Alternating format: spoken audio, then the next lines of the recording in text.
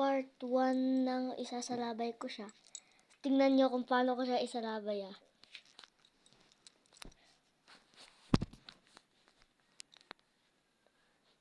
Tara.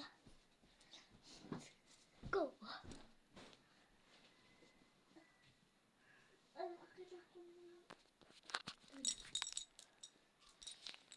So guys, 3, 2, 1, get ready to sail! So yan. Eto guys, gagawa kami ng rules muna. Babago mo. Magpagod tayo.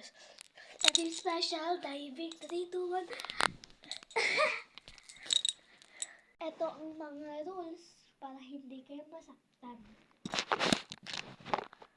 First, salabay kayo ng may hawak. Ganito. Ganito. Try nyo muna tayo kayo kung kaya nyo siya tayo. Tapos tayo ka habang binubuhat mo ko. Tayo siya. Huwag kayong gaganto kasi pwedeng malaglag yung isang player. Tapos gumanto yung ulo niya oh. Magaganyan yung ulo niya.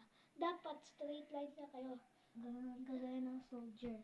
Tapos kapag tuwing bubuhatin nyo, humawak kayo sa una. Oo. Humawak kayo sa una, humawak kayo ng hawakan. Dapat straight lang, huwag ano ha. Ganun ang rule. Alam nyo na, meron pa kami few rules, sasabihin namin sa part 2. Hindi na ngayon na. Okay. Yung rule din na dapat, kung nasa dito sa kayo, huwag mo igaganon yung mga mata niya. Kasi pwede kayong matumba. Kagaya ng office na ginawa ko ni ate, natumba kami. Dito. At dapat, meron kayong soft na bago nyo siya buhatin. Para kung sakaling malalalag kayo, gumanon na kayo dito. Ganito. Bato ba ako? Ganito guys.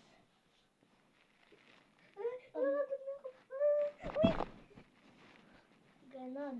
So, kung takot kayo, sabihin nyo lang dun sa comment section. Lalagay namin yon sa part 2.